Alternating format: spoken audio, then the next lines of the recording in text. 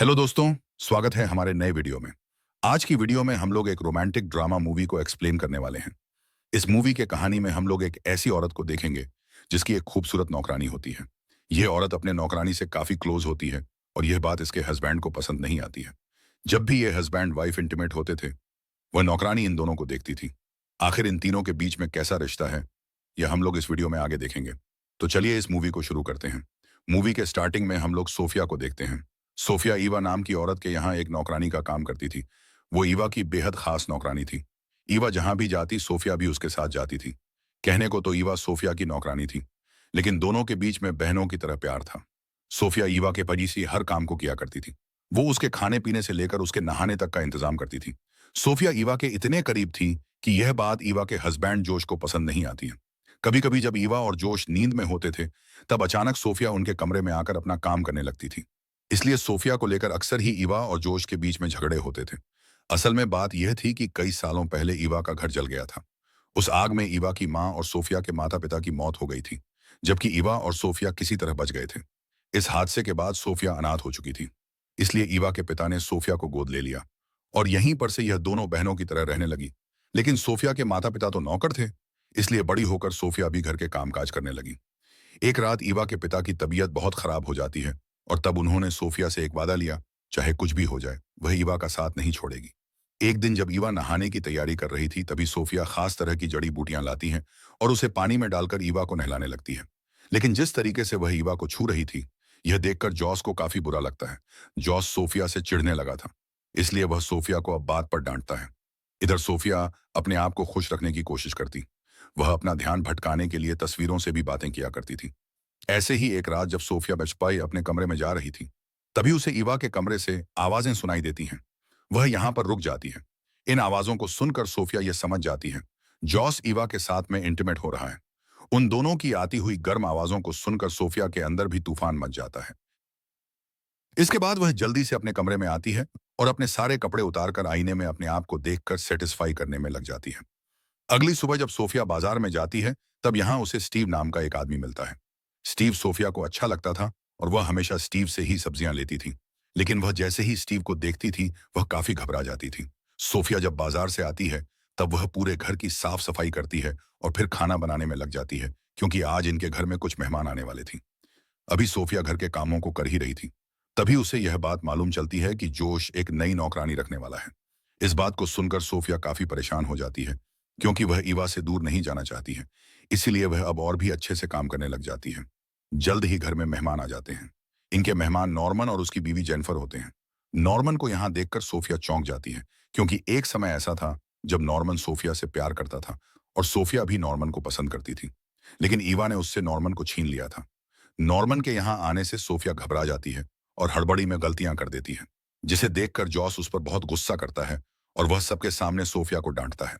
थोड़ी ही देर बाद मेहमान चले जाते हैं। अब जॉस और ईवा के बीच में हमेशा की तरह झगड़ा शुरू हो जाता है और आज भी इनके झगड़े की वजह सोफिया थी। रात में सोफिया जब अपने कमरे में थी, तभी ईवा उसके पास आती है। ईवा उससे कुछ भी नहीं कहती है, बस चुपचाप उसके पास लेट जाती है।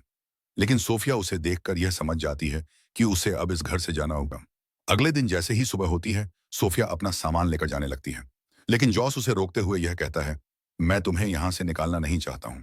मैं तो बस इतना चाहता हूं कि तुम हर वक्त हमारे साथ मत रहो। जॉस के इशारे को वह समझ जाती है और वापस वह अपने काम में लग जाती है। इसके अगले दिन सोफिया नॉर्मन से मिलने के लिए जाती है।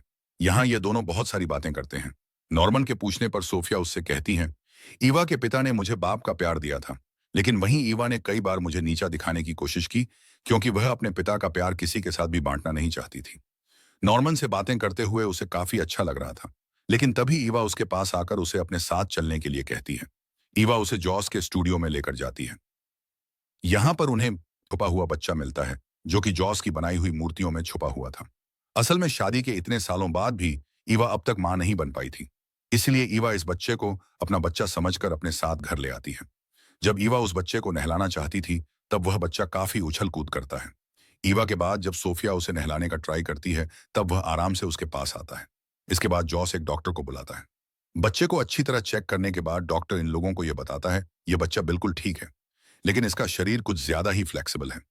इधर ईवा उसके शैतानियों से परेशान हो चुकी थी, लेकिन जॉस और सोफिया उस बच्चे की काबिलियत पहचान गए थे। एक रात यह लोग उस बच्चे को लेकर एक मेले में जाते हैं। जब यह लोग मेला घूमकर घर में फिर से आते हैं, तब इन्हें दरवाजे पर एक जादूगर मिलता है। उस जादूगर के देखने से पहले ही वह बच्चा कहीं छिप जाता है। जियोस के कहने पर सोफिया उस जादूगर के लिए खाने का इंतजाम करती है। खाना खाते हुए जादूगर यह बताता है, मेरे सहायक की मौत हो गई है और अब उसका बेटा विल्ली ही मेरा वारिस है। इस जादूगर की बातों से यह लोग समझ जाते हैं जो बच्चा उनके घर में है वही विली है। अब जादूगर अपने जादू का कमाल इन सभी को दिखाता है ताकि यह लोग डर कर विली को वापस कर दें। लेकिन जादूगर के लाख कोशिशों के बाद भी यह लोग उसे विली के बारे में कुछ भी नहीं बताते हैं। अब सोफिया विली का ध्यान रखने लगी थी जिससे इवा को उससे जलन होने लगती है। सोफिया यह सारी बातें नॉर्मन को बताती है। वह उसे इवा को माफ करने की सलाह देता है। अब सोफिया फिर से नॉर्मन के करीब आना चाहती थी और इसलिए उसने अब नॉर्मन के घर में आना जाना शुरू कर दिया था। नॉर्मन से मिलकर उसके अंदर भी इंटीमेट होने की इच्छाएं जागने लगी थी। वह हर वक्त बस अपनी प्यास मिटाने के सपने देख रही थी। एक तरफ वह नॉर्मन के करीब आना तो चाहती थी, लेकिन वहीं इधर वह स्टीव के साथ में भी अपना अच्छा समय बिता रही थी। स्टीव से मिलकर जब वह अपने घर में आती हैं, तब यहां पहुंचकर वह एक पुलिस वाले को देखती है। यह पुलिस वाला जॉस जॉस का दोस्त होता है। वह यहां जॉस से कहता है, जादूगर पर बैंक लूटने का आरोप है और पुलिस को इस बात का शक है कि इस काम में एक दुबले पतले बच्चे ने बैंक लूटने वालों की मदद की है और पुलिस को ऐसा लगता है कि वह बच्चा तुम्हारे घर में है, इसलिए पुलिस तुम्हारे घर में जांच के लिए आ रही है। यह सुनकर जोश और सोफिया सोच में पड़ जाते हैं। अब यह लोग उस बच्चे को खिला पिलाकर मोटा करने की कोशिश में लग जाते हैं ताकि कोई भी उसे पहचान ना पाए। इसी बीच सोफिया को यह मालूम चलता है कि स्टीव उसके एक सहेली से शादी करने वाला है। यह जानकर उसका दिल टूट जाता है। अब पुलिस जॉस के घर पर आती है, लेकिन उनके कहने पर जब विली को बुलाया जाता है तब विली को देखकर पुलिस वापस जाने का फैसला करती है, क्योंकि जॉस और सोफिया ने उसे खिला पिलाकर कंप्लीटली चेंज कर दिया था। अब सब कुछ ठीक हो गया था। विल्ली के बचने पर सब लोग बहुत खुश थे। विल्ली खुश होकर इधर उधर कूदने लगता है और सोफिया उसे पकड़ने के लिए उसके पीछे पीछे भागती है। इसी बीच उसकी नजर ईवा और नॉर्मन पर जाती है जो एक दूसरे के गले लगे हुए थे। उन दोनों को एक साथ देखकर सोफिया का दिल फिर से टूट जाता है। वह उदास होकर बाजार की ओर जाने लगती है, लेकिन तभी स्टीव उसके पास में आकर यह कहता है, मैं सिर्फ तुमसे प्यार करता हूं और अगर तुम हाँ कहो तब हम लोग शादी करके किसी दूसरे शहर में चले जाएंगे। वह स्टीव से शादी तो करना चाहती थी, लेकिन वह ईवा को भी छोड़ना नहीं चाहती है, इसलिए सोफिया उसे मना कर देती है। इसके काफी दिनों के बाद जॉस अपने घर में एक पार्टी देता है जिसमें वह और इफ सभी के सामने विल्ली को गोद लेने वाले थे।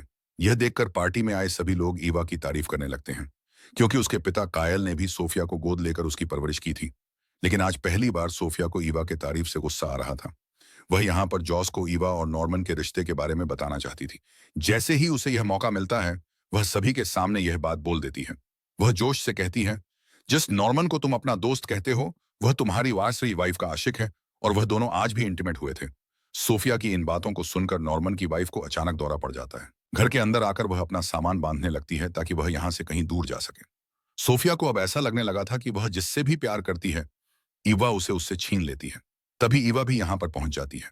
ईवा काफी गुस्से में होती है। वह सोफिया से कहती है, मां बनने वाली हूं। यह सब नॉर्मन के प्रार्थना की वजह से हुआ है और इसलिए मैंने खुश होकर उसे आज गले से लगाया था। ईवा के इन बातों को सुनकर सोफिया को यह एहसास होता है कि उससे बहुत बड़ी गलती हो गई है और ईवा ने कभी भी उससे नफरत नहीं की थी, बल्कि यह सब तो सिर्फ उसका वहम था। जल्द ही इन दोनों के बीच की गलतफहमियां दूर हो जाती हैं, लेकिन तभी उन्हें यह पता चलता है कि घर में आग लग गई है। सोफिया इसके लिए खुद को जिम्मेदार मानती है, लेकिन जल्द ही वह खुद को संभालते हुए अपनी और ईवा की जान बचाती है। आखिर में ईवा के कहने पर सोफिया स्टीव से शादी कर लेती है और अब दोनों अपने परिवार के साथ में खुशी खुशी रहने लगते हैं और यहीं पर यह मूवी खत्म हो जाती है। ऐसे ही वीडियोस के लिए मेरे चैनल को जरूर सब्सक्राइब कर लेना। तो मिलते हैं हमारे नेक्स्ट वीडियो के